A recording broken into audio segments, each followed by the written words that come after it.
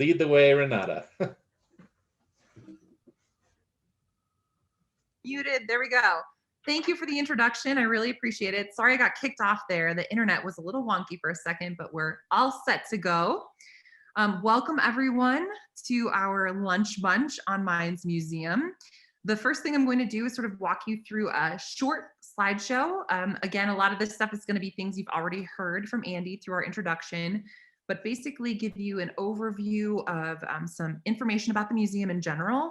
And then I want to talk a little bit about 2020 and what that looked like for us, and sort of how we are coming back from that year.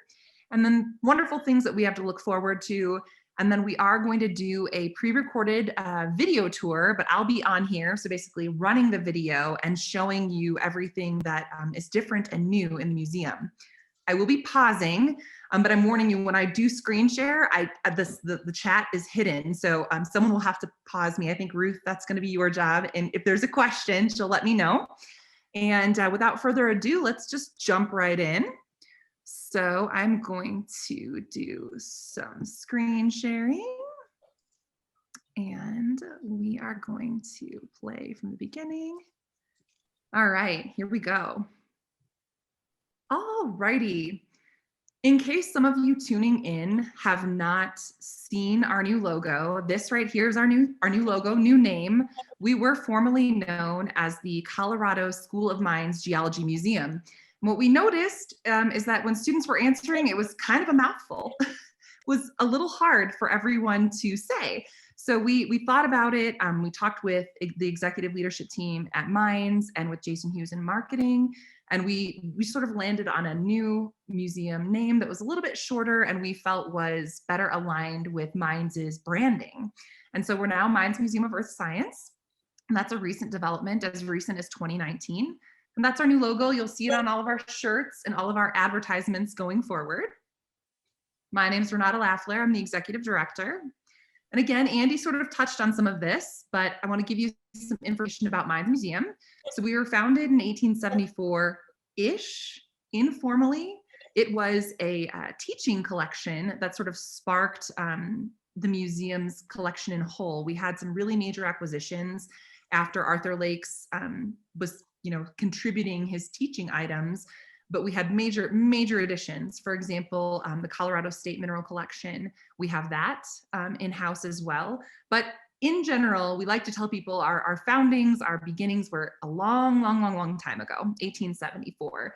Currently, we have over 40,000 objects in our collection. That is inclusive of the items that are on display and the items that are currently being stored, either in reference collections, teaching collections, or just basically in backstock in the archive area in our collections room. So 2,000 of those are on display, and that number gets higher and lower depending on the time of year. And we try to swap out about 25% of the things that are on exhibit that are not considered permanent fixtures in the museum. That keeps it fresh for people who are repeat visitors. As of 2019, a lot of these statistics, keep in mind, are pre-2020, and I'll talk a little bit about why that is. So 34,000 visitors came in 2019, which was a significant amount. We were on track to grow those numbers. We were on a really good track to grow those visitor numbers. We currently have more than 40 active volunteers across a variety of tasks. That's both in collections, in administration, in outreach and education. The volunteers have not been allowed back in full force due to COVID restrictions. So we are currently on a very small cap of workers, of helpers, and it is what it is. We're hoping that as things lift and improve, we'll be able to welcome back our entire robust, passionate community, because we really rely on volunteers for getting our work done. And then of course, free admission. Admission to the museum is always free. If you go to downtown Golden, you will see this illustration here on the right-hand side. That was professionally created for us, and that's on our banners all over downtown Golden right now as a promotion with other Golden culturals who are offering free admission right now during summer. Okay, so some visitor statistics. We started collecting some more in-depth visitor demographic data in 2019. I came to the museum in November of 2018. So shortly after that, we launched a campaign to basically say, you know, we can't serve our visitors and our audience if we don't know and understand who they are. So this is a just basic survey learning about who they are, where they come from, why do they come to the museum, why might they not come back, things like that. And so this is just an abridged version of that data. And so of course we get visitors from all 50 states and more than 40 countries. 50% of those are Coloradans, which is great. Interestingly, 81% of our visitors are first-time visitors. So they have never come here before, which is this is all from 2019. This is a interesting statistic. Half of these visitors are coming with families, and most, and when I say most, I'm saying 80+% have zero affiliation with mines. So it's always interesting when I hear people like Andy and other faculty members saying they always tell people to come to mines or they come with their own families, but a humongous percentage of that is just, they're just not mines folks. They're not mines faculty or students. We get a lot of tourists, a lot of people coming through Golden. I think that this is really critical for the museum in terms of our mission, simply because it allows us a unique opportunity outside of what other departments can do. We are public facing in a big way, right?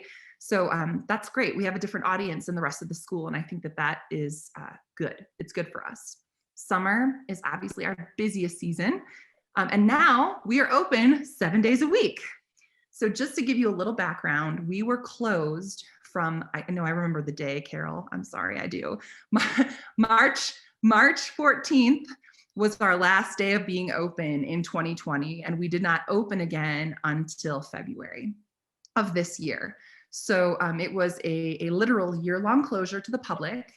However, what's great about it is when you are a museum and you have visitors coming and going, the great news is you get a lot done when no one's around.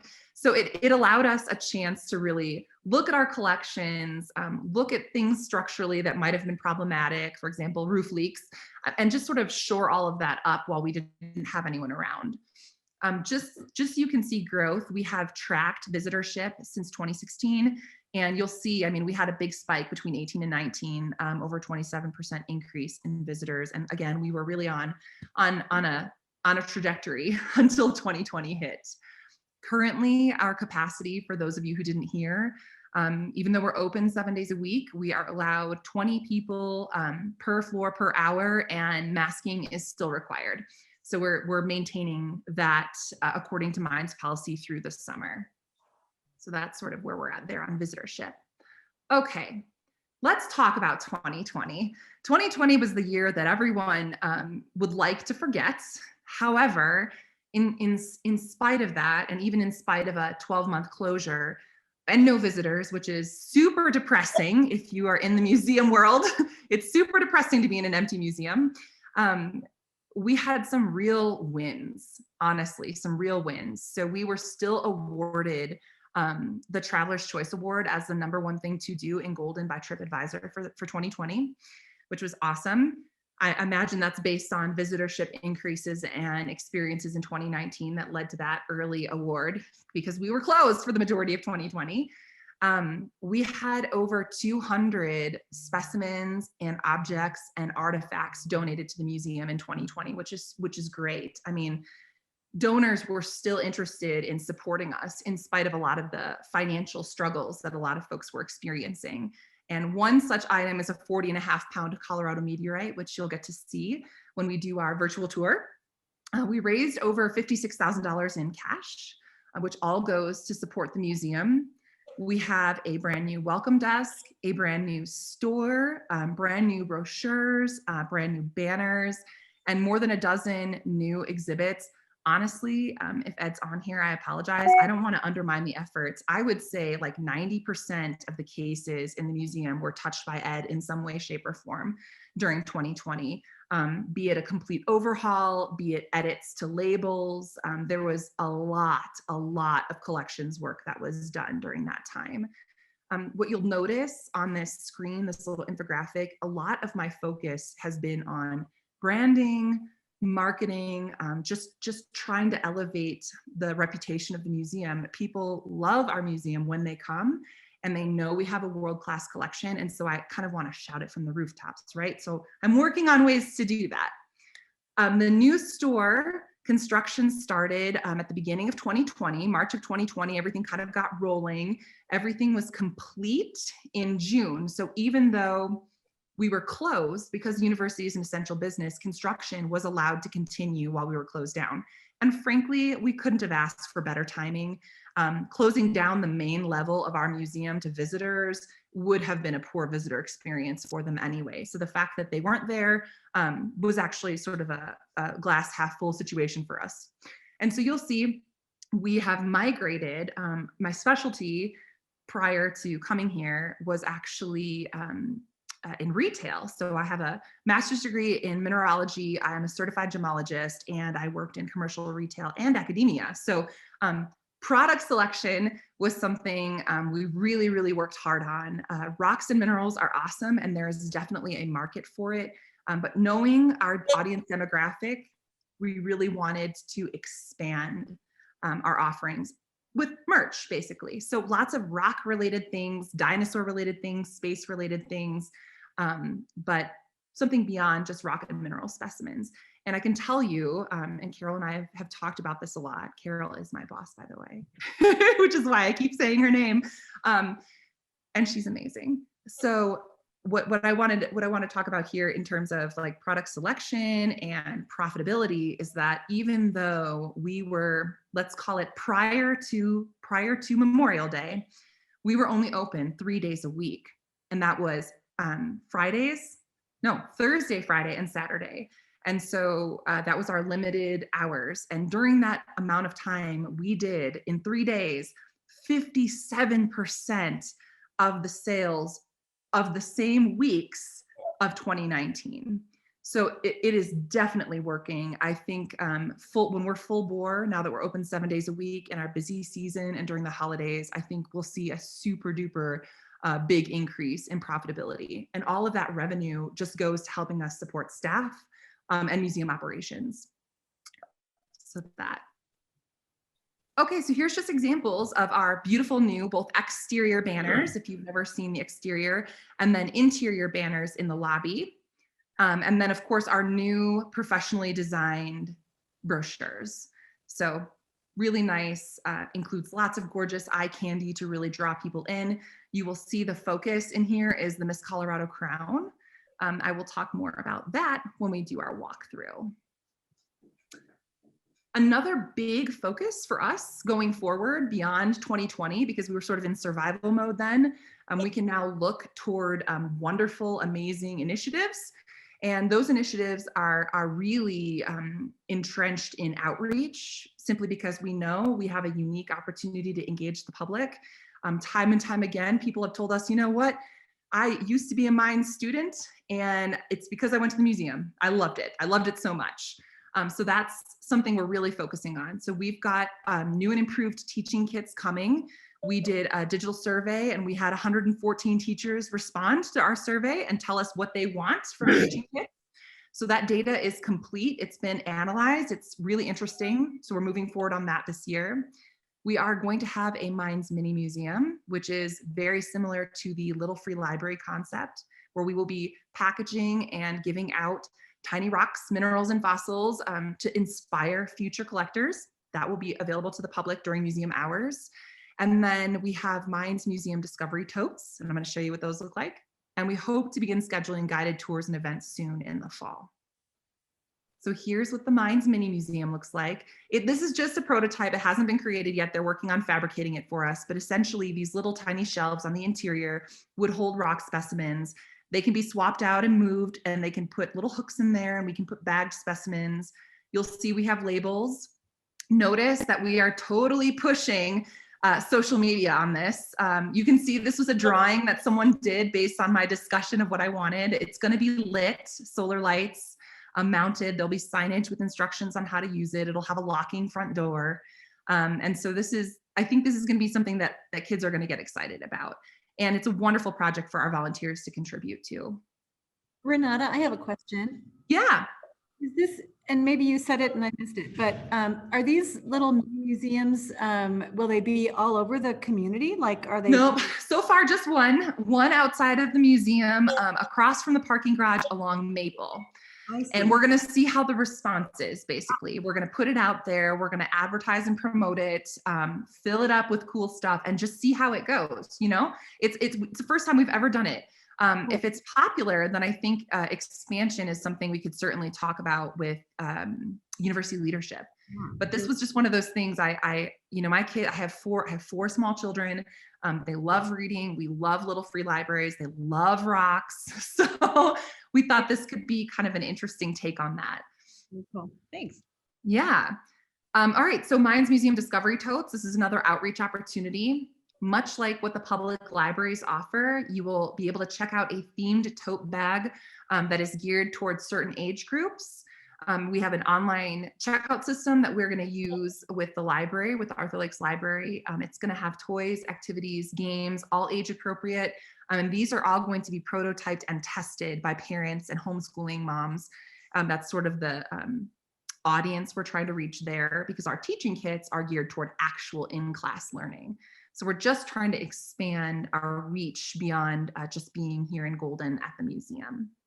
I love it. My kids love these too. They've been helping me prototype. They are the best critics, I tell you. Okay, so before we dive into the tour, I want you guys to see what it looked like before, in case you have forgotten or in case you've never seen it. It's actually a shocking difference. So this is our main entrance with our old name on it. It's Geology Museum. All right, you'll see we have our gold safe here. There's the Walcott pitcher and tray there in the tall case. And then on the right-hand side is the image if you were looking out the museum entrance. So not the most efficient use of space in that particular area. That's okay. We made improvements. On our lower level, this was our old museum store. You can see we had hangers hanging from push pins in the wall. It was sort of a ramshackle assembly of old, dated cases that had been donated to us, essentially, that we were reusing. So what happened was we have a wonderful donor who is super supportive of us, and he and I were talking when I first came. He made a big mineral specimen donation, and we were talking about how we could improve certain spaces and the kind of plans I was hoping for, including generating revenue. And so he just gave us one large financial donation and said, make your store, and then let's use that lower level for proper exhibit space. And I said, awesome. So we did that. So we landed the money and we've made the improvements. All of it is now cleared out. You can see it was emptied, and there's actually quite a bit of space there that can be utilized for an exhibit. And we have an exhibit in mind. It is also already fully funded. It will be on Colorado hydraulic fracturing. I just did like a blue outline so you can sort of see. It's gonna be like a, I don't know, modified horseshoe J, sideways J. That's going to be professionally installed through a third-party museum exhibit design company and fabricator. And I'm super excited about that process, which is already underway. I'm actually working with capital planning now to review proposals from these companies for this project. And I just want to show you sort of this was our conceptualization, basically, of what this could potentially look like. Mines has a really fantastic petroleum engineering department, and we want to be able to showcase the research that's being done here at Mines. We don't have a lot in our museum that showcases the things being done at Mines. And so again, another way to stay connected with the school is to create exhibits that help promote what we're doing. And again, these modules are not finalized by any means. They were just used to propose what it could potentially look like. It's very likely it's going to look completely different. But I just wanted to show you that the project is underway. We're excited about it. So are we ready for a tour? Ruth, how am I doing on time? I'm sure I'm talking too much. No, you're good. It's only 12:30. You've got okay. 20 minutes, and then we've got time for questions. So perfect. Okay. So we are going to dive right in to this movie. Oh, hold on. I want it. Can you guys see it? Is it super tiny on your screen? It's super tiny on mine. It looks good to me. How about Okay, perfect. Okay. All right, so here we go. I'm going to basically just walk you through. This is my first time using a GoPro, guys, so be patient with me. I hope I don't make anyone sick. I tried to be as slow and steady as possible, but bear with me. So I'm gonna basically talk and pause and talk and pause, and then Ruth will hopefully help me do this. Resume share. All right, can you see it? Ruth, can you guys see it? Okay. You can see it. Got it. Okay, good. For some reason it said it was paused. Okay, so we're good. So here we go. All right, so this, Renata. It was what's on that, Carol? It was on full screen and now it's not. Now we're looking at your desktop. Yeah. It's so weird. Desktop is really pretty. Can you come set mine up like that? Okay, so Carol's right. If you can make it full screen. Stop share. I'm gonna exit this. Hold on, we're gonna desktop, but I want the video. Full screen. Hold on one sec. Oh man, I messed it up. All right, share screen, desktop, share. Is it still like that, Carol? Yeah.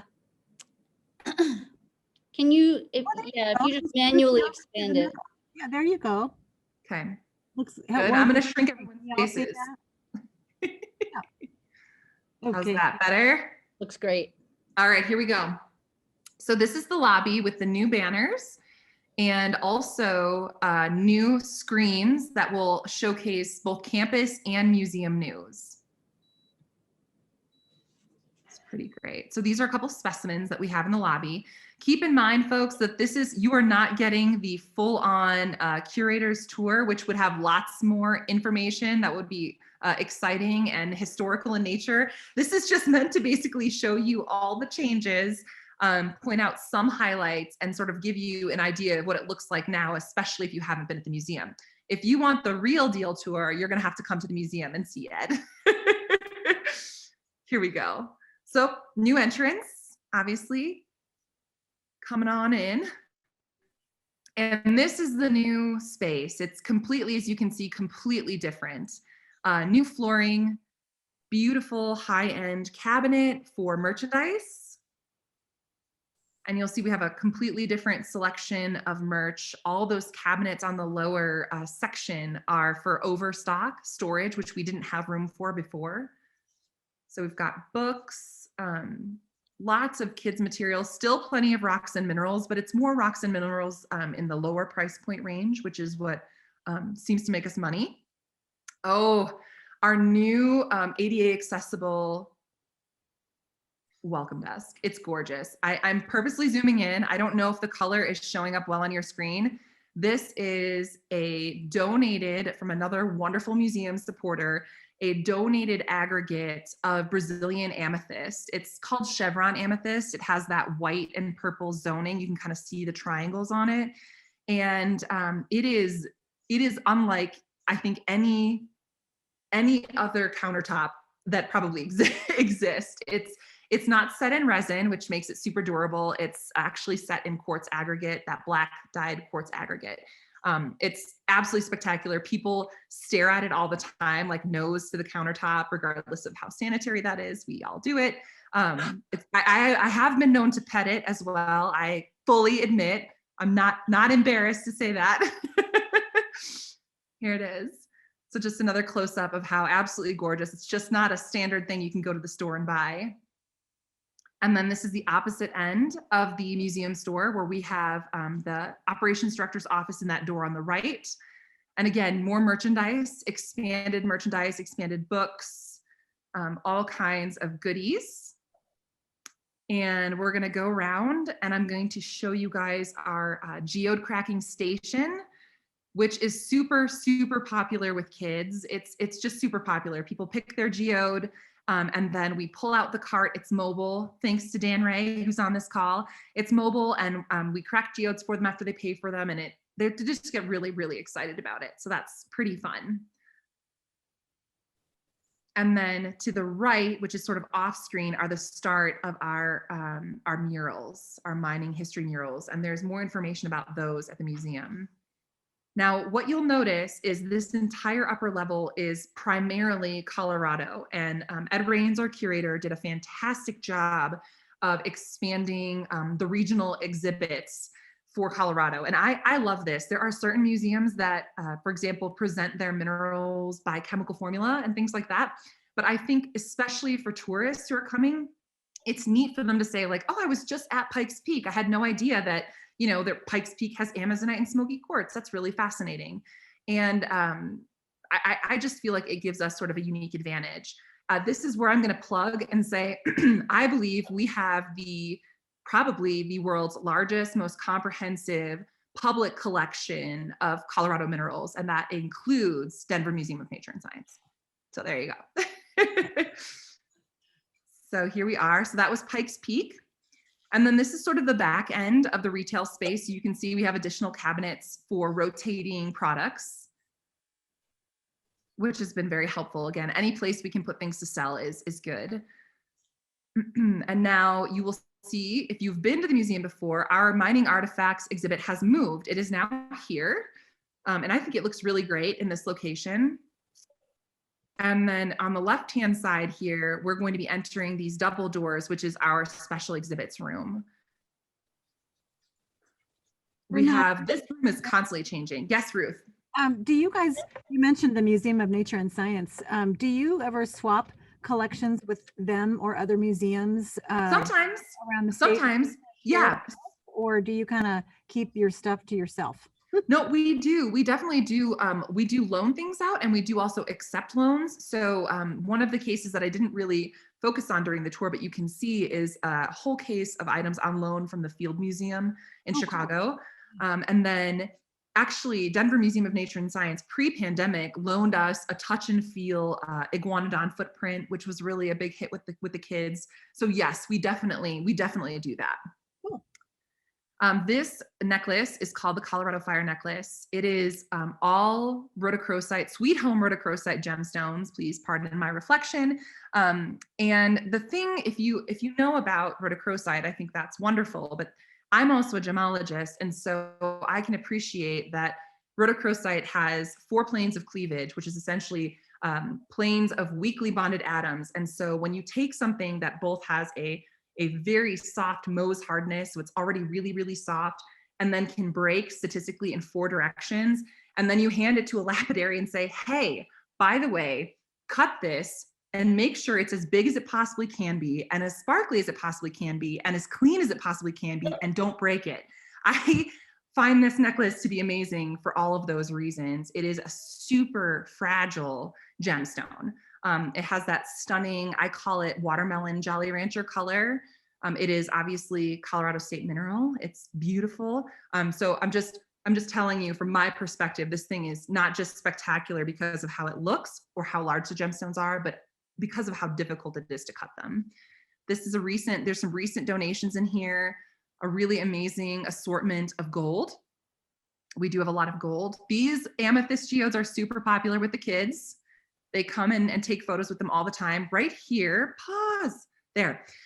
Right here under Julie Hess, this is a recent acquisition and donation. It was partially purchased and partially donated, is one of the largest that I know collections of both cut and, so rough and cut, meaning the sample itself, the mineral specimen itself, and then a version of it essentially cut into a gemstone.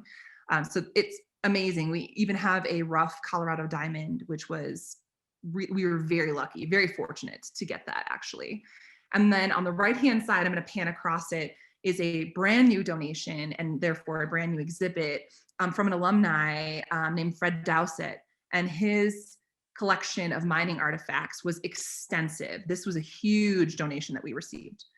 And so it's been, the majority of it has been put out, but there were probably at least 100 items in that donation. We were really fortunate to have gotten.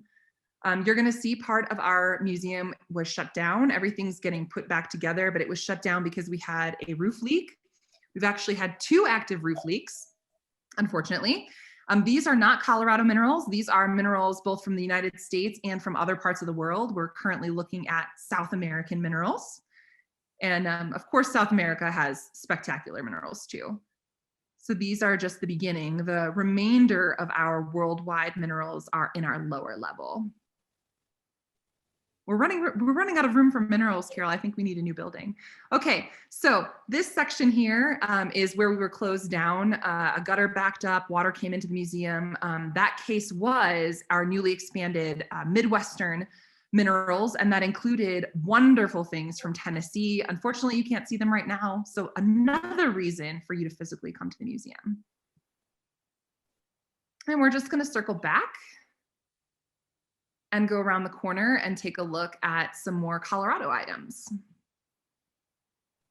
Hey, Renata, it's me again. Yeah, hi. Noticed Carol made a comment in the chat. So I don't know if this is a good time to ask or if you want to wait. Okay. It says, ask Renata about Halloween 2000. Okay, so this is more Colorado. I'm gonna pause right here and we're just gonna stare at Sweet Home. I might like Sweet Home a little. All right, so we're just gonna stare there at that beautiful pink colored rhodochrosite, which is also a new expanded exhibit. Let's talk a little bit about Halloween. So in 2019, in October of 2019, we did our first major outreach activity ever, and that was Mines Museum Spooktacular. And essentially, we advertised for it. Everyone volunteered. Carol even dressed up as the Cat in the Hat. I dressed up as a smart cookie. We all got dressed up. We invited kids and we set up science stations all throughout the museum, and kids came here for trick-or-treating, essentially. We drew over 350 people in the course of 3.5 hours. There was a line out the door. There was face painting. It was a super, super successful event. And we're hoping to be able to repeat that. We're not sure if that's gonna happen this year, but we're really, really hoping at least for 2022. It was awesome. So people from all over the place came out, and we really, it was really, really fun. Miss Colorado at the time, she came and she wore the Miss Colorado crown, which you'll see downstairs in a minute. And my daughters were both dressed up, and they still talk about taking photos with the real princess. So I would say it was impactful. I bet you could get more than a handful of local alumni to come out dressed up as miners, or, you know, Yeah, in that would be awesome. just have super fun with it. So Yes, all hands on deck. That's the one thing I haven't plugged yet, is if you're interested in helping, whether that's with the donation or whether that's with your time, we are always looking for people, volunteers, either regularly or volunteers for one-off events like our Spooktacular. That would be amazing. And if you can bring family and friends along, we're open to that as well. Always open for help. We only have 3 full-time staff members here at the museum, including myself. And so that's, it's a lot of work for a very small group of people. So this, just gonna unpause Sweet Home. So this is a newly expanded section. Again, more wonderful Colorado pieces. I've got to make a note here as we're passing Boulder and Gilpin that there's a lot of black and white and silver minerals, which some people might think are boring, but my curator loves those minerals. And I have a good friend who also loves those minerals, and we call them Tuxedo Minerals because that's much better than just black and white and gray. So again, expanded exhibits of Colorado minerals. A lot of these things have been moved around during the store renovation. And then we're gonna turn and kind of come back, and you'll see all these little cases. We call them bubble cases just because they're clear, but I'm going to kind of hone in on one really special new donation, which is right here. This is the Carson Lake Meteorite. And Dan Ray, I think, is still on this call. He is our meteorite expert. I am the wrong person to ask about meteorites, folks. I'm not that person. However, the story behind this is really pretty amazing, and it really, we have such an advantage being a small museum. Word of mouth is really our friend. And the person who found this meteorite, it's a stony chondrite, found it on his family's property. They kept it for a really long time. They used it as a doorstop because they didn't know what they had. And eventually they approached Dan Ray, they brought it into the museum. I remember seeing it for the first time. It was like a kid in a candy store, because you're like, you know, this isn't just some regular rock. It was amazing. So we volunteered, the museum volunteered. to have it analyzed for this family, to have it analyzed for them. And we did that. And it turns out, yes, in fact, it was a meteorite. And they were generous enough, gracious enough to then donate it to the museum where it can be appreciated. It weighs about 40.5 pounds. So spectacular. And you can come and see this in person as well. And then we're just going to keep walking around. We're going to look at some of our highlights. This one is super popular. That is the Wolcott silver pitcher and tray.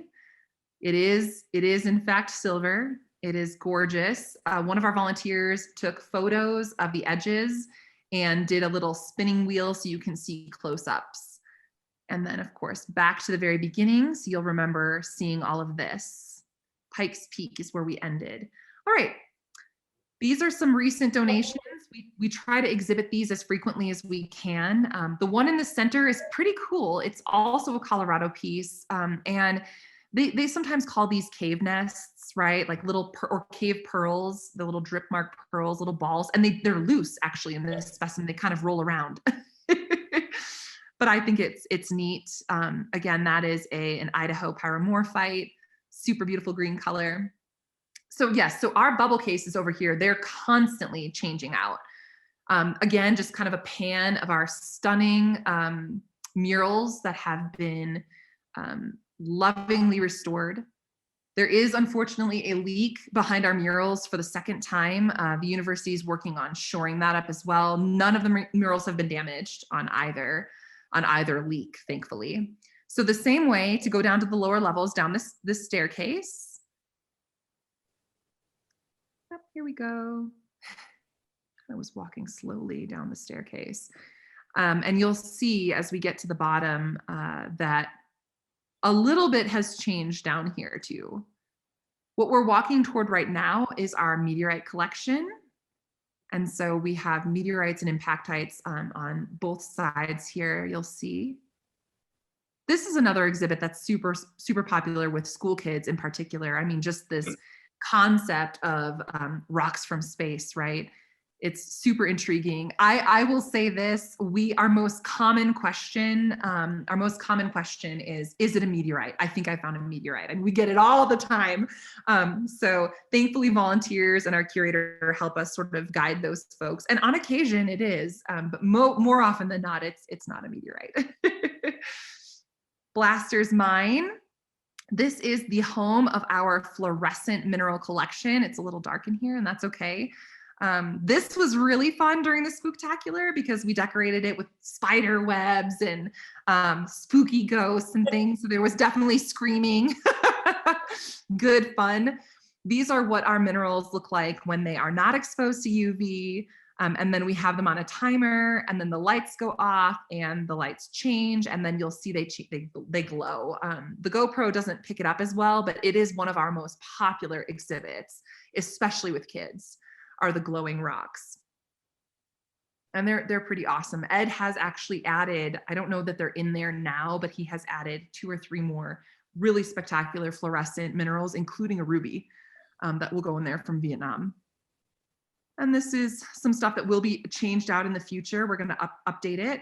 And our new location of our gem safe here. And in case you're wondering where we are, on the left-hand side, you see a portrait of Arthur Lakes. That is where our old store was. So that will be the future home of the hydraulic fracturing exhibit. And this is unfortunately the extent of our gemstone collection. We do not have much. We could certainly use more. So all those gem people out there, we would love to ramp this up. In the center is our Miss Colorado crown. It was always on loan to us from the Rocky Mountain Jewelers Association. They donated it to us permanently in 2019. And I have a friend over at Denver Museum of Nature and Science, and he came to me during our 2019 open house, and he was like, Renata, I got to tell you, I'm a little upset you guys got the crown. So, but we did, and we're pretty thrilled about it. We're going to be expanding the information on the back of the vault here to tell more about the symbolism of the crown.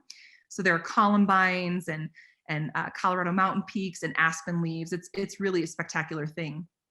If you come to the museum and it's off exhibit, it will be off exhibit because it's actually at the pageant. So they check it out every year. And this is a fun story. Right after I started, so this was in 2019, we were going to have the crown professionally photographed for our brochure. And I took it to a local jeweler and I said, I need this to be cleaned. And he called me after I dropped it off and he said, Renata, I don't understand what has been done to this crown. He goes, it was filthy. And I said, well, that's because there was a lot of hairspray. You know, used at a pageant, right? So it required lots of cleaning and lots of time. So we do that regularly now. After it's been borrowed, we make sure it's cleaned before it's put back out. And then again, this is that temporary space that will eventually be our hydraulic fracturing exhibit. That exhibit will change. We've made it modular so that we can swap it out with different forms of energy in the future or different topics entirely. Renata? Yeah. Before you move on, I know we had a comment in the chat about the hydraulic fracturing exhibit and how we would be dealing with you know, the environmental downsides. Yeah, the controversy, the water usage, absolutely. So great question. I'm sorry, I can't actually see the chat when I'm in the screen share mode, but thank you for bringing it up. So we have an exhibit committee that's been created that includes both people at mines and not at mines to do content review. So we will definitely be addressing common concerns that are associated with this process. We completely understand that there's some controversy surrounding it as well.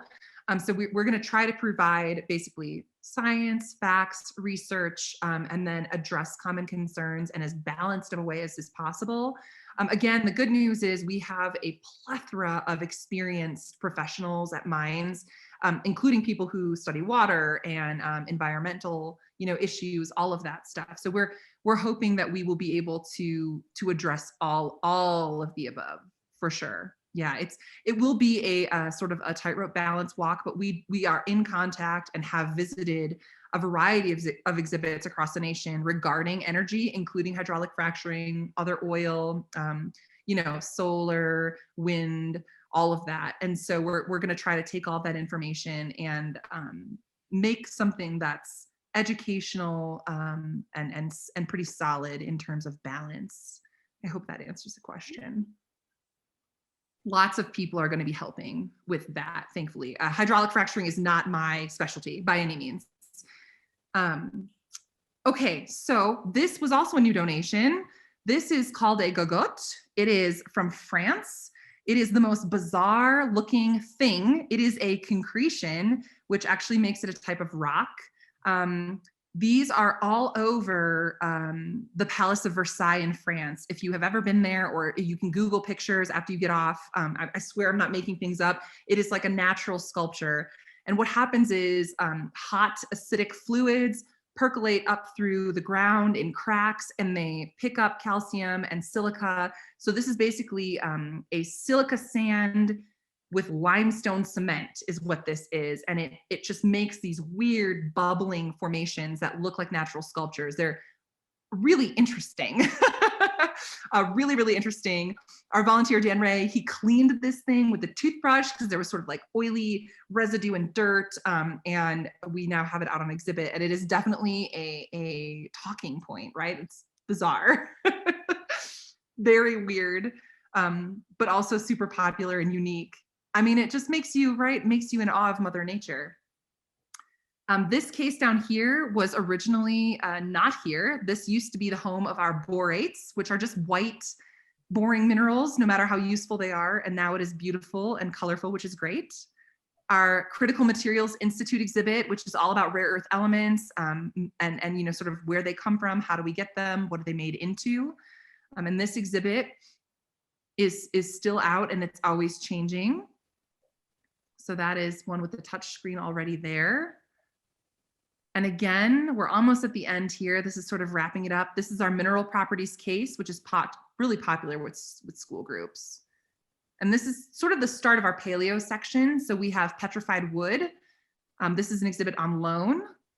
And then all of our fossils, a huge variety. We've got a fossil cave bear in here, a fossil stingray. I mean, this is super popular with the kids too. Lots of really amazing fossils. And then of course, our pride and joy, the moon rocks. I think what's most interesting about reactions to the moon rock is it's just a tiny piece of black boring basalt, but it came from the moon. So it's really a huge highlight for us. There it is. This is on permanent loan from NASA. People ask me all the time, how'd you get a moon rock? Well, it's on permanent loan. It's not actually ours. And then this is a big Apatosaurus leg bone that kids love to pet and touch. And that is the end of our tour there. That is everything there is to see with the exception of basically my office and the back room. There we go. All right. Is this where we open it up to questions, Ruth? Oh, there we go. Take myself off here. Yeah, if anyone has questions, please speak up. We've got, 5 or 6 minutes here. And of course, I want to give a preview for next month. But before I do that, any comments, questions for Renata or anybody? Don't all speak at once. I just want to say thank you, Renata, for inviting me. I really enjoyed this and I've learned a lot, and that's going to help me with the little project we're working on. Yes. I can sort of give a sneak peek. So Gabi is one of the female mineral collectors who is going to help me create a female mineral collector exhibit, hopefully in 2022, if everything goes well. And so what I'm trying to do is we have there's nothing against men. We love men, and lots of men collect rocks and minerals, but girls love rocks and minerals too. I have 4 girls. They all collect rocks and minerals, and I like to think it's not just because of their mother. So we really want to showcase the women in the industry, in the field, who also use this sort of hobby to showcase their passions, whether it be for gemstones, fossils, mineral crystals, or rocks. So that is something to stay tuned for. We haven't made a huge campus announcement about it yet because we're still in the development phase, but Gabi is going to contribute and I'm super excited. My job is pretty fun. I'll put that out there.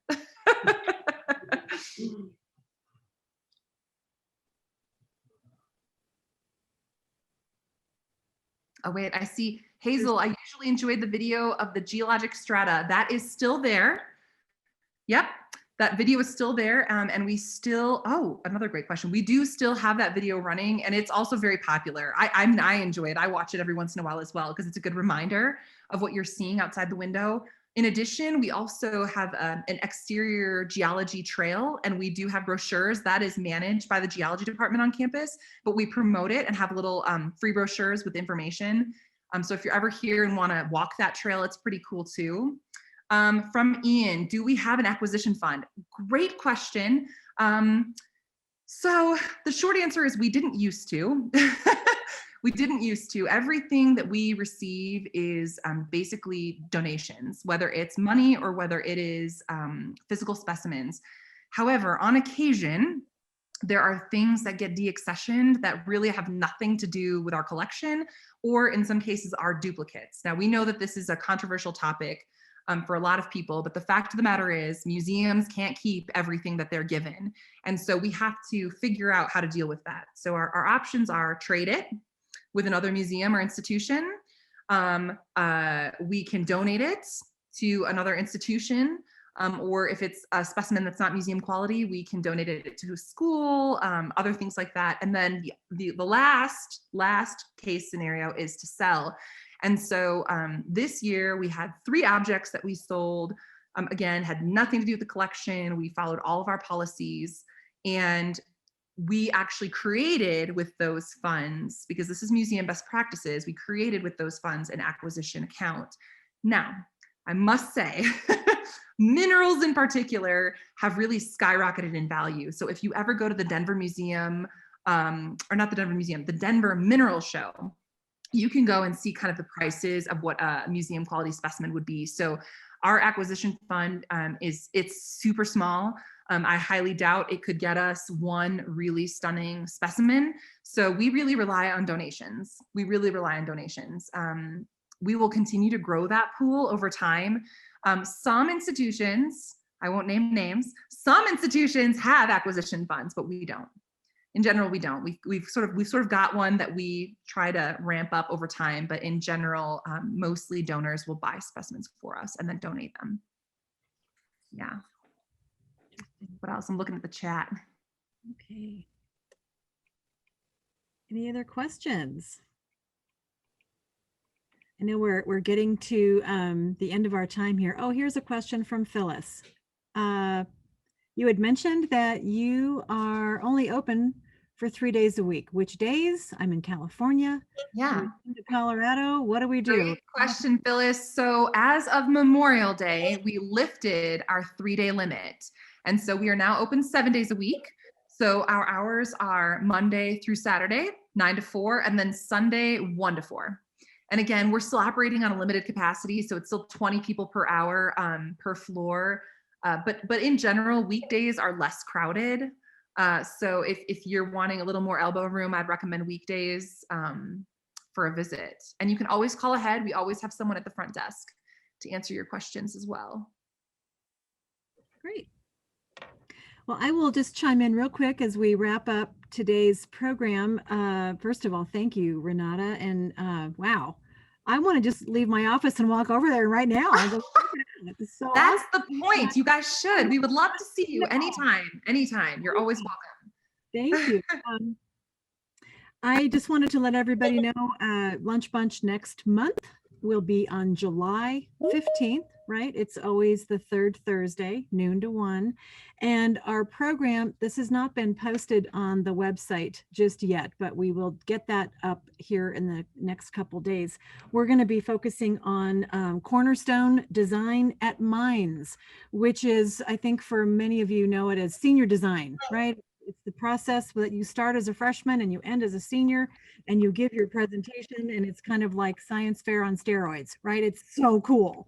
And that is a very, very broad brush kind of description, but one that is very unique to mines and has been around many, many years. And so we'll be hearing from the leaders of that program, and we hope you'll join us. So be sure to check back on the website. We'll have that posted so that you can register. We have August and September posted, but we need to get July up there since it's just around the corner. So thank you all. And Andy, did you want to make any comments to wrap us up before we log off? Absolutely. I just want to thank Renata again. What absolute, you can just, the passion gushes from you. And it's great to see someone so excited about what they do. And it really is reflected in the museum. The museum is a wonderful place to go, and all the changes, and everyone should know too that the museum shop is also online. So we've shopped online, and my daughter's found that to be quite a great way for her in Virginia to be able to snag a few things for friends and family. So keep that in mind. Ruth, thank you for putting together the program, and really thank everybody for showing up and taking a peek into mines and what's going on. And please get back with us because we want to make the content really work for you and let you know what's going on back here at the school. So thank you all for coming, and go Ore Diggers.